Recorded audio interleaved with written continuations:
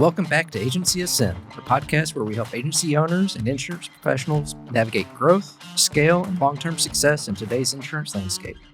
I'm Chad Brummett, our COO and host. Joining me today, as always, is Mr. Chris Lacey, our managing partner. Howdy. And Jessica, our wonderful regional vice president. Hello. That won't let me ever live down one fashion vote. That's what I'm here for. It was not a faux pas. It was just something to be pointed out in the likeness of something else. Yeah, wonderful. And I get to relive it all the time. So, but speaking of reliving, that's actually a great There's video on this too, by the way. Oh, okay. But there's, today we actually want to kind of take a step back, right? Because since our last episode talking about acquisitions, we actually got quite a bit of feedback from our members. And on that, it was actually, what was it that could have come up around contracts, right? They really wanted to kind of dive in deeper onto that one topic. So that's kind of where we're at today. Is that fair for y'all? Yeah. Mm-hmm. I think it's an industry-wide need too. Okay. So you're seeing it not just with our members, but also absolutely. Prospects. Prospects. Contracts are a big component to a lot of conversations. And probably on the both getting into them and also getting out of them. Yeah. So with that, I mean, Chris, if there was a question that keeps coming up, is I wish I would have understood earlier. Yeah. Right. So kind of what does that look like, and why do contracts play such a critical role whenever somebody's starting out as a new agent, or if they're considering moving in with a new, aggregator? Yeah. Well, I mean, you know this with the C12, like Biz Owners had several entrepreneurial coaching companies out there in organizations. They talk about don't give up equity from the get-go. And so when you're looking at the insurance side, you're trying to identify where is that equity piece play out. And, we talk about it in our deal ad nauseum, is understanding that you have to own both the client relationships and the carrier contracts. And if you don't have access in your contract before joining any other network or starting your own P&C agency, you really don't have or maintain that ownership. Mike, our founder, would say it's the four corners of the contract. You have to be able to identify and look at that and take all passion, all emotion out of it and look at how it's listed out. Now, there's some nuances even within that. One of which is contemplating what that exit is going to look like. You want to do that on the front end, but also there's power in ambiguity and there's power in defined. And depending on what your comfort level is with risk, what your desire and ultimate outcome is going to be, that needs to be contemplated on the front. So that way you make certain that the contracts you're signing mimic that. Yeah. And so you mentioned two things, right? You've got to own both the contracts and the client data. Yep. And so, Jessica, I'll bounce it over to you. When you're talking to prospects, how many of them that are maybe with other Well, and we're evaluating your answers. Yes. Yeah. Perfect. Your job. Live in time. How many of them actually come to you and go, oh, I own my book. But then whenever you actually get down really to it, They don't. And how many of them actually understand that nuance, right? It's like they own the client, but they don't own. Well, I'm glad you brought that up and asked that question, because Chris just made, as usual, a couple phenomenal points. But you said there's power in ambiguity and there's power in the defined. Mm-hmm. And I think one of the things that so many, I'll just say scratch agencies starting, they are concerned about starting a business and they're concerned about finding the right partner, but they're not always concerned about trying to figure out what that ambiguity is. Yeah. And sometimes they're concerned about what the defined is, but it's not the defined part, it's the fine print, right? It's the ambiguity in how that contract can play out. And to that point, and to both of your points and your question, Chad, I think a lot of times when it comes to groups that could be similar or adjacent to ours, there is a lot of ambiguity on actually who owns contracts and client data, and it's not spelled out, right, to your point. And so there's I think a massive part of the conversations that is our responsibility to have is helping people understand the nuances in different models and how the language gives you the answers to that, but it's not clearly defined. Right. And so to your question, I think there's a lot of people that think they have an understanding of the relationship, but they don't actually know what that relationship implicates the agency with. Mm-hmm. Yeah. So let's break that down. How actually does that differ, right? Owning your clients, but not owning the contract. Yeah. Or vice versa. So, I mean, take, for example, we have an internal MGA. Inside the MGA, it allows members who don't have a direct contract get access to a carrier to be able to write. What's wonderful about an MGA model is you have that protection in that the carriers don't know who's writing in it. The MGA is able to leverage that growth and continue to grow and place business there. And as long as that they're maintaining it well enough, then nobody's going to ask those questions. So the MGA gives you that. The problem with that MGA is, as the producer or the agency owner that's writing through that, you don't own those carrier contracts. So you don't get credit for the work that it is you're doing. So if you say, hey, let's use Travelers. Hey, Travelers, I want a contract. Travelers going to look at you go like, I don't know you. Well, I write your product all the time. I'm booking, $100,000, $200,000 a month through this MGA. And they're going to be like, well, we know that MGA. We don't know you. And so that's an example of where they own the client data, not the contract. All right. So really, I'm a glorified producer. Correct. You may have your own office, you may have your own name on the door, but the reality is that you're producing business for somebody else that owns that business. You own a client list. Yes.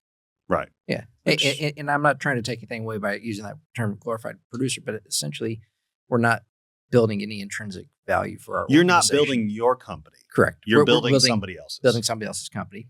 And that production. Traditionally, that's why we at the Alliance have shied away from individual prospects and member agencies that only want to produce through our in-house MGA, because the goal isn't for us to build. Now, don't get me wrong. I want to build our brand image and I want to build our company, but I'm more interested in building the entrepreneur, building them up to build their companies to be successful. So if all they're doing is staying in the MGA, we're not moving past that first stage. Yeah. All right.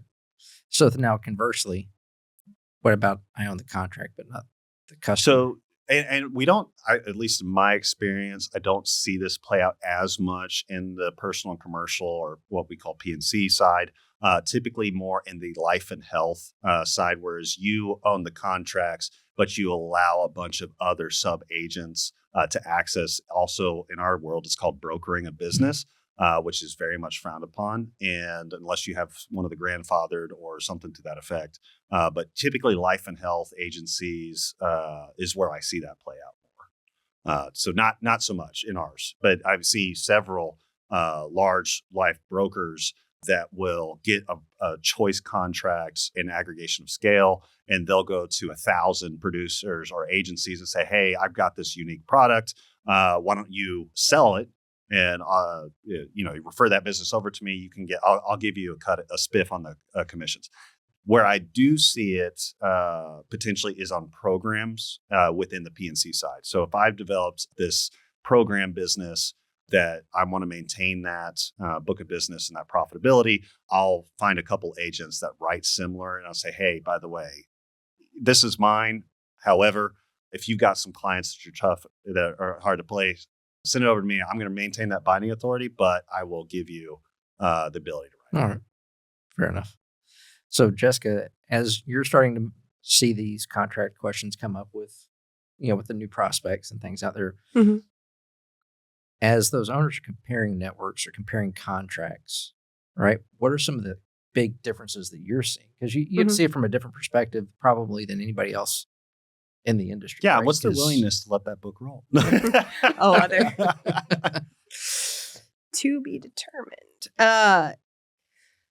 What are some of the differences in the contract? I mean, I think that what's interesting is how somebody's presenting themselves versus how their contract plays out, right? Because those are two different things. You can represent yourself a certain way, and then your contract can mean something different. And so I think breaking through those things, I think in our industry, most of the time when I'm talking to prospects or really in that scratch environment, right? Back to that. And even tenured agents who just don't really understand the network world, they're looking at everything as the same. They really think everybody's an aggregator and that everything's just a complete aggregation play. What they don't understand is, and I point this out a lot when we define in our contract that you own the direct contract, one of the ways that I utilize to differentiate that as an example is that we have monthly fees, right? Most other groups have some type of a monthly fee and it's a flat rate. And the reason why it's a flat rate is because they have also a commission split. So there's a commission split on all the business and they're always going to have a commission split, whether that's 90-10, 80-20, 70-30, whatever it is.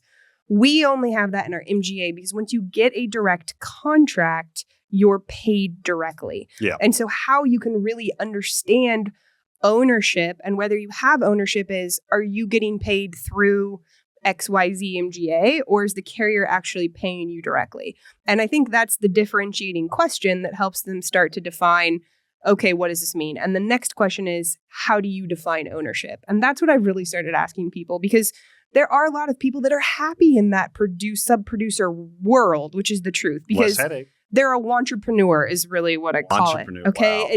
I have access to carriers. I'm running a business. I have an LLC. I'm running a business, right? Because I'm controlling my time. I'm controlling my destiny through commissions. But what they don't understand about that piece is they're not building any type of equity. All they're doing is building some type of revenue machine that's dependent on those carrier relationships staying in place. So the question is, do you want to be a producer and run 3 other businesses and you're happy with just getting your cut and you don't actually have to deal with all the politics of your contracts? Or do you really want to build something substantial that you can get a great multiple for in the future and you get to actually manage those carrier contracts? Right. I've heard solopreneur and wantrepreneur. But real quick, because there is one other distinction that you can track to further Jessica's point, which is when the policy goes to the insured, whose name is on the paper.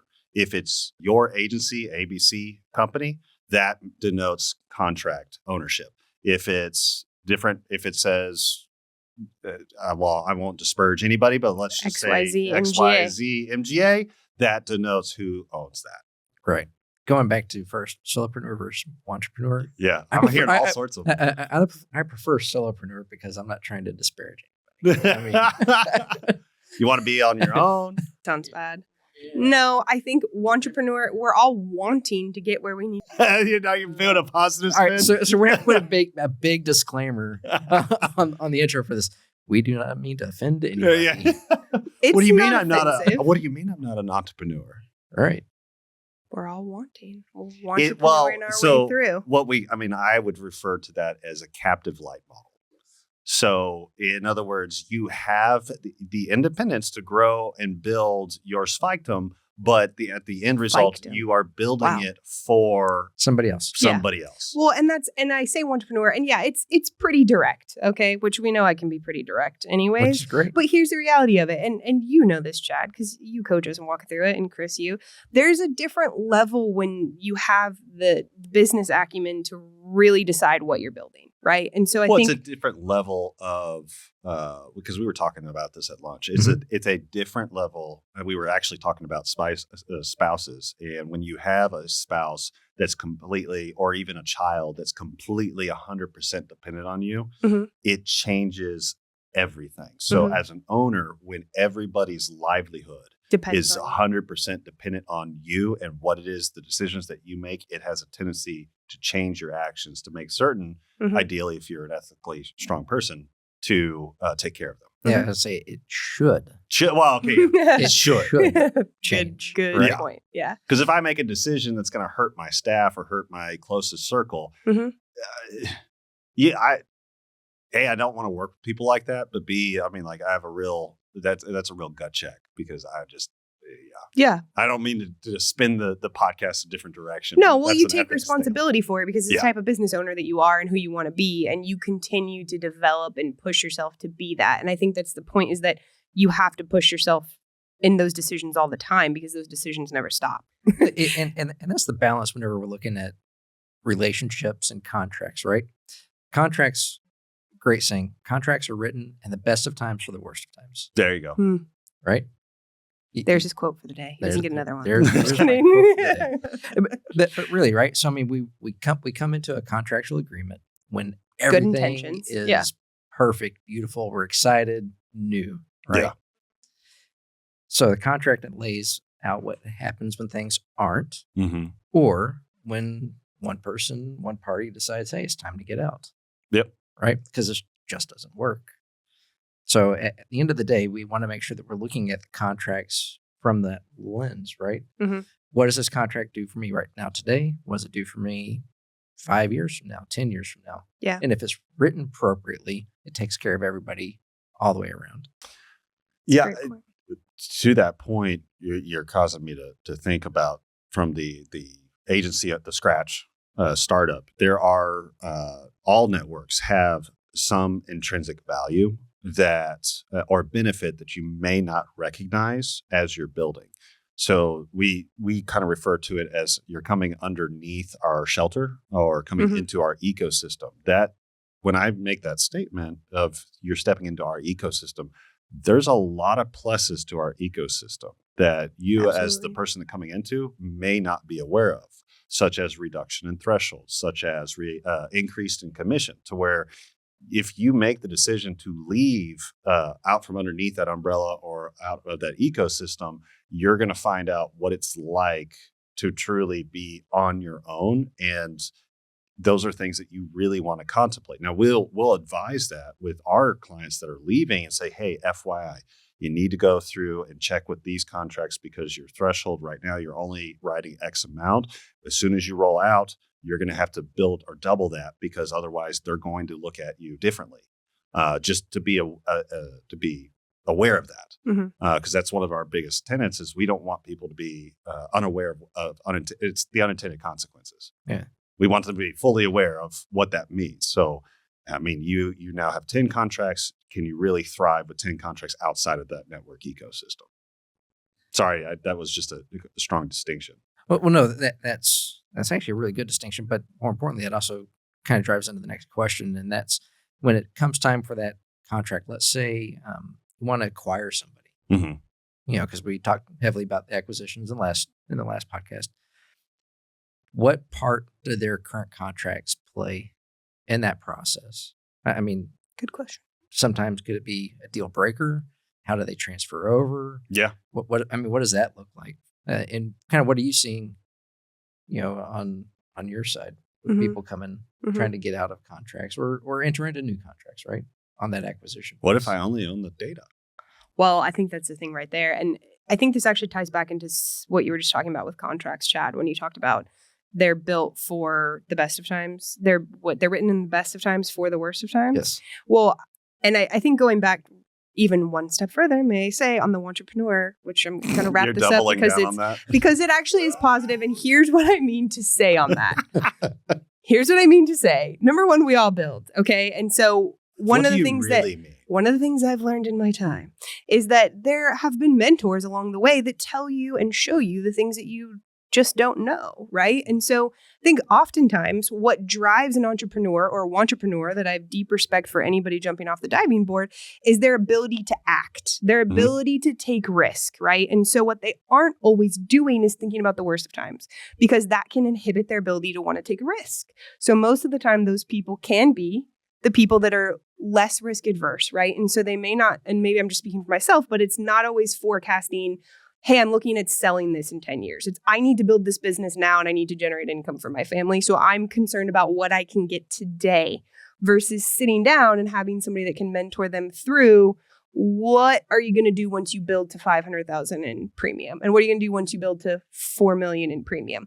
And if you want to acquire something one day, what does that look like, right? And I think that also goes into carrier codes because I think oftentimes what we often see is that we bring on new agencies. And I was talking to one of our growth coaches about this today, and they go into this like direct appointment haze. They're just like, give me whatever direct appointment I can get. I want all the direct appointments because that is what's going to make me build my business. Kid in the candy store. It's not, I got to get all these people to actually quote. And, I just came from a captive model where I built this whole agency on one contract, but now I need 50. But what they're not always thinking about is managing those contracts, to your point, right? Yeah. And so one of the things that our network ecosystem, your great verbiage there, Chris, brings is that we have people like growth coaches that help work with maintaining codes. But one of the things we often see in acquisitions is that there are poorly maintained codes where they're on the edge of termination. And so those are not going to be able to move in an acquisition. So even though that buyer is sitting there looking at the revenue that is coming from this agency, the reality is when if that contract goes away and doesn't move to you, is that revenue going to be able to be remarketed, and where do you put it at that point? And I think that is something that a lot of people that look at buying businesses, they don't know that that's due diligence they need to do to look at the good standing on the code. And they buy something and now they're set up with a heap of trouble because there may not be a market to put that. Or they buy something and realize, I can't even take this. Yeah. Yeah. No, I think we see that huge. A lot of the time, specifically with other networks.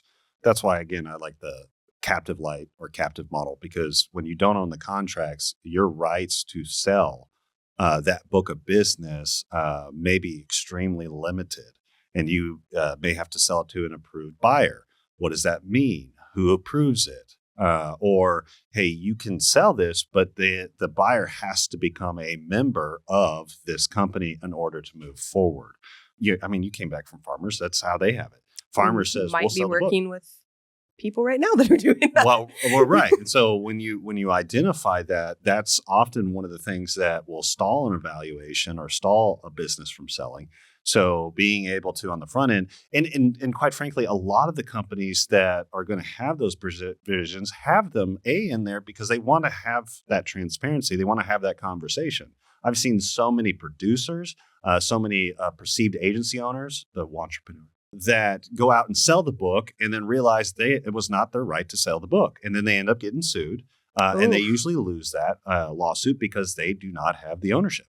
And they're like, well, no, I own all of it. It's like, no, you don't.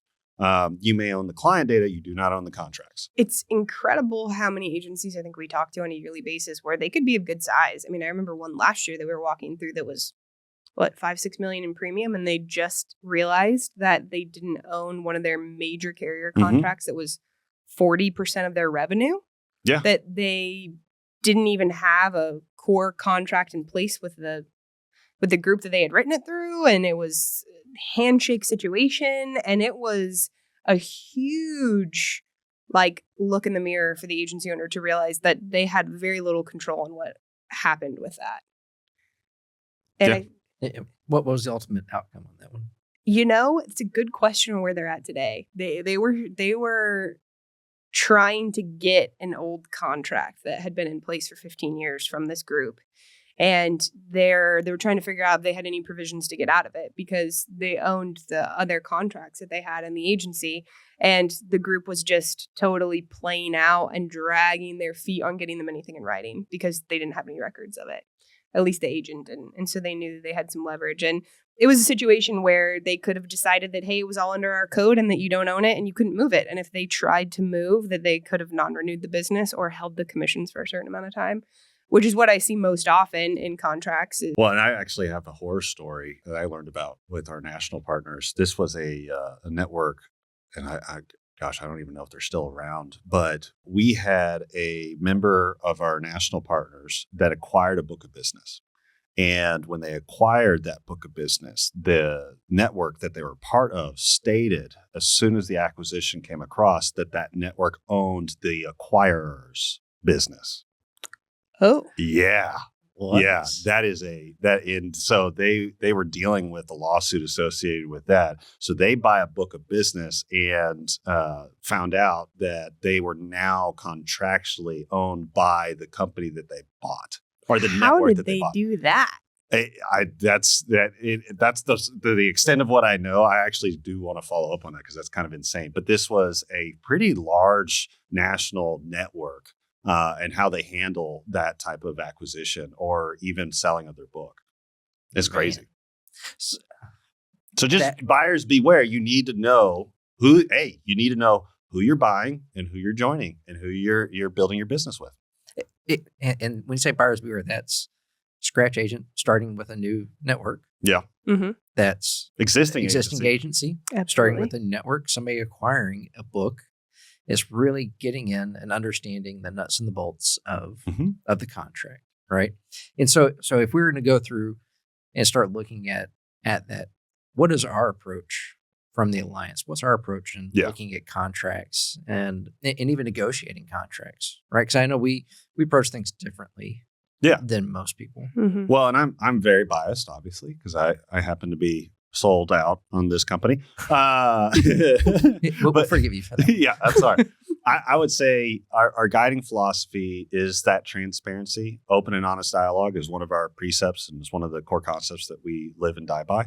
So having that dialogue, I know it's so annoying because I used to do what Jessica does, to go through the contract point by point and say, do you understand that? Would you like some counsel on that? Let's talk about that. And as painful as it is, it's important. It's super important that they understand the ramifications, why it's in there, why it is the way that it is, so that they have that. And so a lot of the times, and you can tell who's more of a producer versus a business owner versus, because the questions that they're asking. If they go, I don't care. All right, you're a producer. I got you. Are you sure? Like, we need to go through, like, I know this is painful. Let me get your attention. We can break it up in 5-minute segments, but I know you want to run. But these are the things that and I'll summarize and say, these are the things you really got to know, because this is ultimately going to protect you as you build your company. Because that's the key, is like, I want to make certain, and we talk about this with even some of our existing members, is like, I don't want to negotiate with somebody that's not on their best plane. I want to get them to their best plane. Then I want to negotiate with them, because that means that there's going to be the best opportunity for all. And I'm not having to deal with somebody, well, I wish I could have done X. It's like, no. You were at your peak. We were at our peak. That's why we have the best deal that we got. Transparency and the alignment, making certain that we're going to be the best partner. If we're not going to be the best partner, that doesn't do me any good. If I'm going to have somebody that cannot grow a code and can take in their monthly fees and doing that serves nobody. It hurts them and it hurts us. And that's something that we've, spent the last year really focused on shifting some, right? And that's, I'll give props. I'm not going to say snaps. I can't bring myself to do this. Just for the audience, Jessica likes to do snaps in the office. Constantly. They're positive snaps for people. When people do positive things, I give them snaps. All right. So we will give you recognition that you've done a phenomenal job of actually vetting the prospects, but it's vetting for the alignment to make sure that we will get to be, we're the vehicle that gets them where they need to go. And if we're not the right fit, we turn them towards that right fit, right? Yeah. Because ultimately, we have to grow, they have to grow. And it has to be something that we are all comfortable doing this together. Because we're going to come in, we're going to ask hard questions. Yeah. Because our whole intent is to help you get to the best version of yourself. It's interesting because this conversation brings up a conversation I had with a prospect a couple weeks ago. And we were walking through turnaround times on an MGA or something. And I just stopped and I said, look, I want to break this down for you, right? And I explained our turnaround time. And then I explained kind of what's going on in the industry. And I said, I know you are looking for instant access, and I know that your expectation and the expectation you're setting with your clients is that you're turning around a quote in minutes. But this is the reality of what you're walking into here. And here's what I'm going to tell you about our reality, and then here's what I'm going to talk to you about with other models.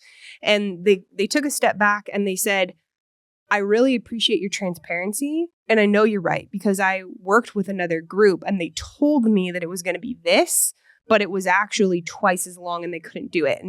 And she said, you're the first person that's actually been transparent with me, told me the truth on how this was going to work. And I said, I'm not promising everything's going to be easy. This isn't cake, but here's the reason why this operates this way, how we're able to protect our codes, and why you're going to see carrier relationships here you're not going to see anywhere else. And the reality is that you have to be ready to set this expectation with your client, or else it's not going to work. And so if you're not ready to do that, this is not going to be the right model. And they had a lot of respect that there was transparency there, even though it wasn't the answer they wanted to hear. Right.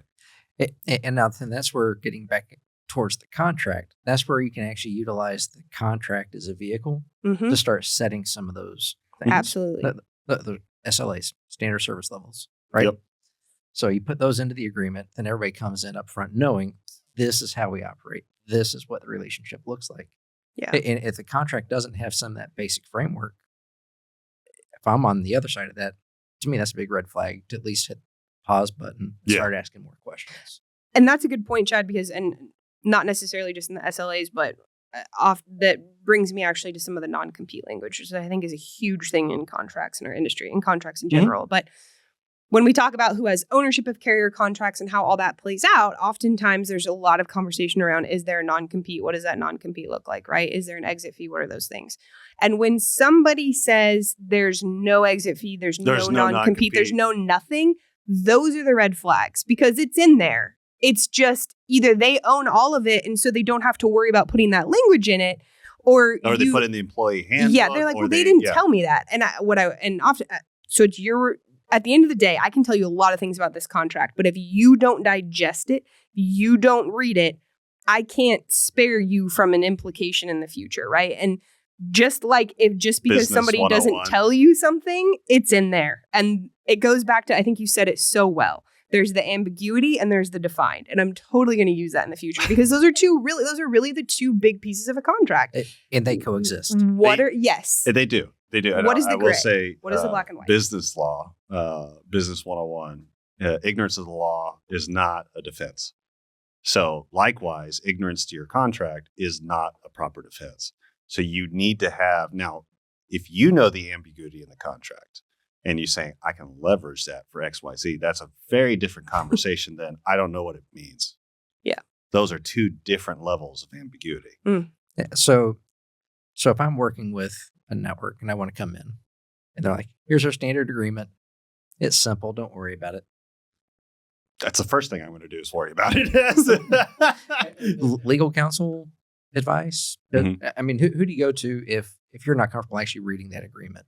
Yeah, I would say you can definitely hire an attorney. The one of the mistakes or issues that I've seen in our industry is and specifically insurance. So this is the listeners that are in insurance. You want to find an insurance attorney, somebody that understands how commissions pay out, how payables are done, how the accounts receivables is done. And the reason is because there are nuances that are unique to our industry that you don't get from a generalist or just a standard attorney. That's what I would do is look at, okay, the attorneys that I'm going out and looking at, who has experience in that and that's another thing in our industry is a little bit unique. Are they familiar with networks or are they familiar with captives? Like they're going to have, just like an agent has a specialty, attorneys have specialties as well. Now, there are standards within our industry, like a 3-year buyout provision that's based on renewal. There's a lot of standards, but at the end of the day, it comes down to what the buyer is going to be willing to buy it for, what the seller is going to be willing to sell it for. But it's good to have that in your arsenal. And a good attorney can arm you with that. Now, what if I'm a startup and I can't afford to pay for that attorney? Are there resources out there that they can go to where they can actually get talk to Jessica, who is not an attorney, and will not provide any legal advice. I actually had somebody come in the other day, maybe today, in fact, that put the whole contract or put parts of it into AI. Which, as much as I think we want to keep some of that out, there's a reality that AI does look at things. But it breaks things down into bite-sized pieces. And so it said, break this down into plain English for me. And literally, that's what the prompt was. And so they had a whole printed out paper that was like, hey, here are my questions. And it's what it came out. I think there's a lot of people that are doing that right now. And the truth is that it's going to take the big summaries of the things that matter. And it's going to tell you more the implications on how it plays out, right? And so how you prompt it and the questions that you ask can give you some more material that can explain it differently. Because the truth is, too, there's a lot of legalese. So sometimes you're reading that 2-3 times and you're trying to figure out, what does this really mean? And those are a lot of the questions, right? When you talk about going line by line, it's not always how it's written. It's how this is potentially utilized. It's how we operate. And that's one of the things that I talk about a lot and why I am proud to represent our contract and our companies, because of the way you operate in leadership and how you operate with the contract is that you do things in people's best sustainable interest and that you do things to help members. And some contracts are built to be all teeth. Some are built to be, hey, there's give and take here. And so I think being able to utilize resources like that will break it down. And then, of course, just being able to look at things and compare. Yeah. And those are some of the best prospect conversations that I can have, because when I can sit there and say, hey, look, I know you've looked at this, and maybe it's not necessarily sharing a contract with me, but we can just talk about the differences in it. That's a really important piece. But I think when you're startup, you got to take the time to look at it and figure out how to break it down and at least understand the big components of it. When you're getting into acquisitions and those things, hiring an attorney is a necessity, because you're going to need an LOI. You're going to need to be able to build a contract for that buy sell. At least I would suggest it, depending on size. And that's where a lot of times I'm giving a contract attorney contact, and saying, look, whether you use them or not, I'm just sending you over this person. You don't have to use them, but if you want to use somebody, this is where start. we can talk up here. But when we really get into some of the nuts and bolts and getting this out, you need to turn to somebody else to look at it, especially if they're looking at getting out of another contract. Yeah. Hey, we can talk all day about ideas, but at the end of the day, I'd rather have that attorney up front. Absolutely. So that way I truly understand what it is. When it comes time for the exit, I already know what it is, right? Yeah, and not all attorneys are the same. Created equal. No. And I find it very difficult to recommend an attorney. At the same time, it's necessary. Yeah. So for those of the call that do not have specialty in legal, that do not have somebody they can call, that do not have somebody like that, that's really where you want to get involved with the industry, identify those that have had good experiences, who do they recommend, who can they point you to, and start doing that research now before you jump in. And if you're already in, do that research now. There's no bad point to start.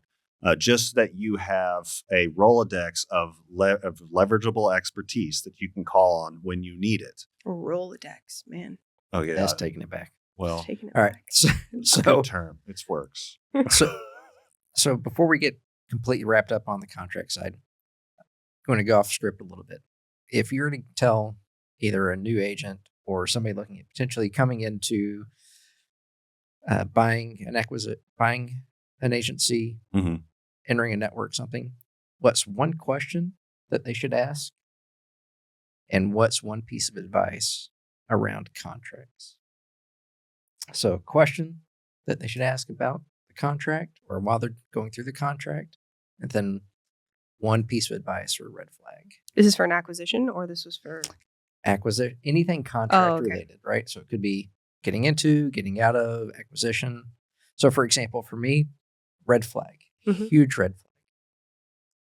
Time restraints.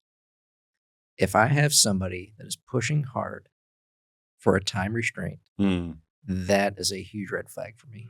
Yeah. What is it that is driving this immediacy?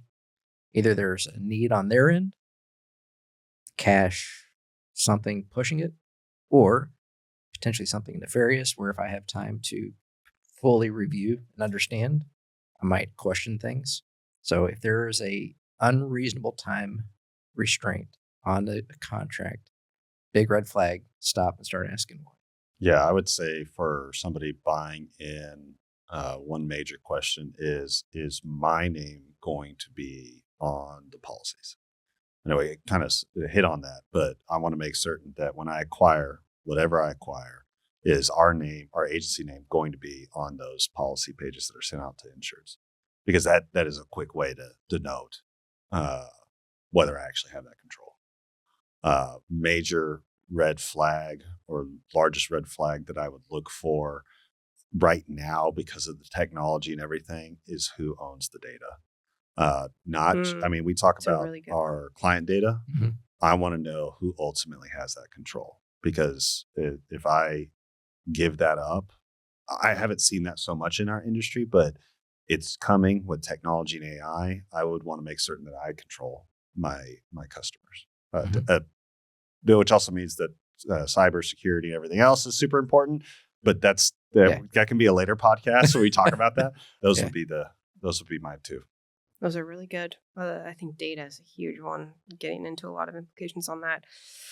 One of the things that's been really interesting to me in the insurance industry, coming from another industry, my background was obviously hospitality and running a restaurant before I really dove deep into the into another side of insurance. And one of the things that has baffled me over the years is that when we talk about evaluation on an agency, people speak in multiples on the gross revenue versus looking at the net of an agency and what are they actually doing. So I would say one of the questions to ask if somebody is looking at an acquisition is, number one, what are any of the contracts that they have in place? Whether that is with a network, any affiliation that that agency has is going into the ecosystem that makes that exist.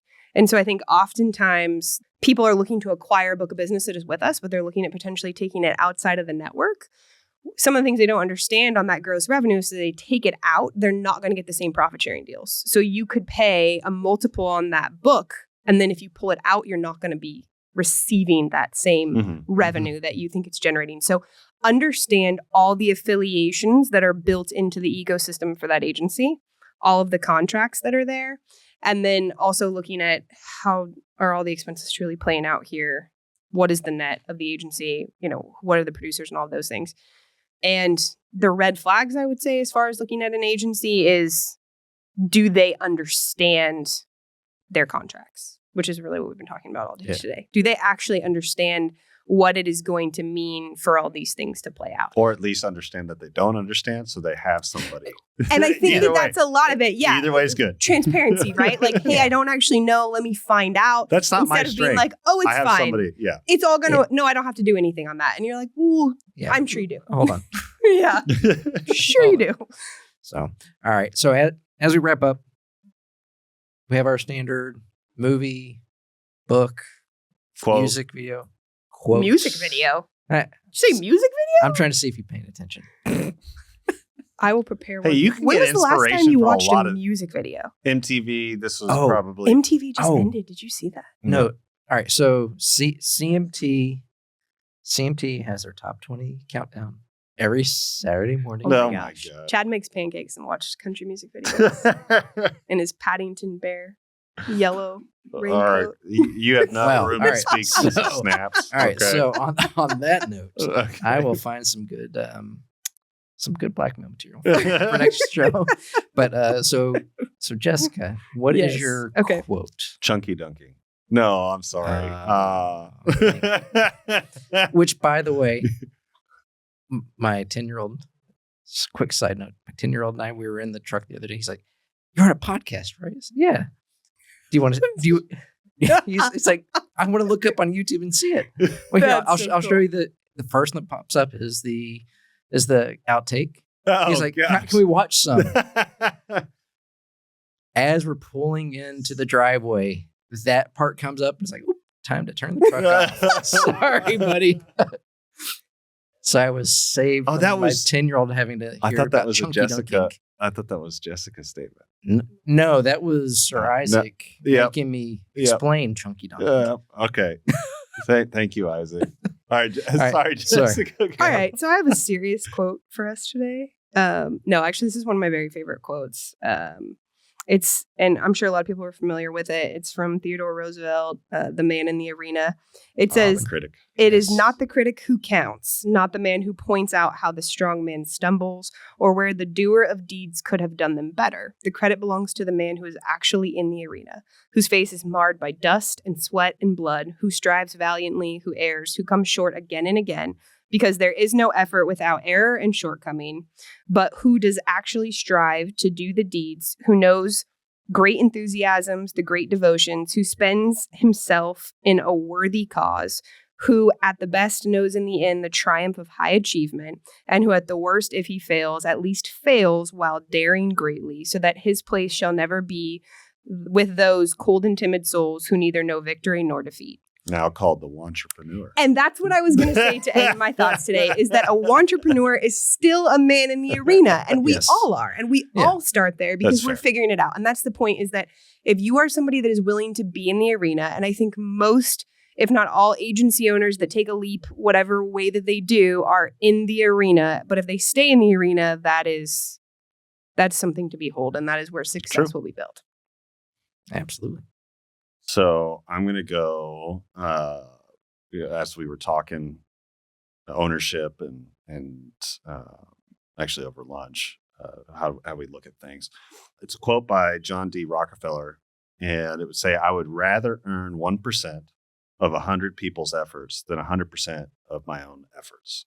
So the idea is leveraging and scale.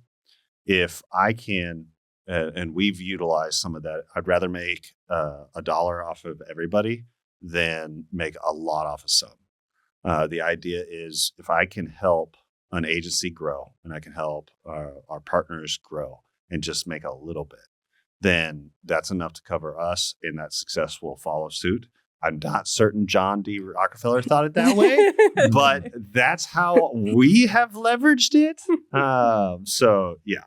Very good. And mine is George Brenard Shaw. I apologize, I can't speak right now. But his quote is about the reasonable man, right? So the reasonable man adapts himself to the world.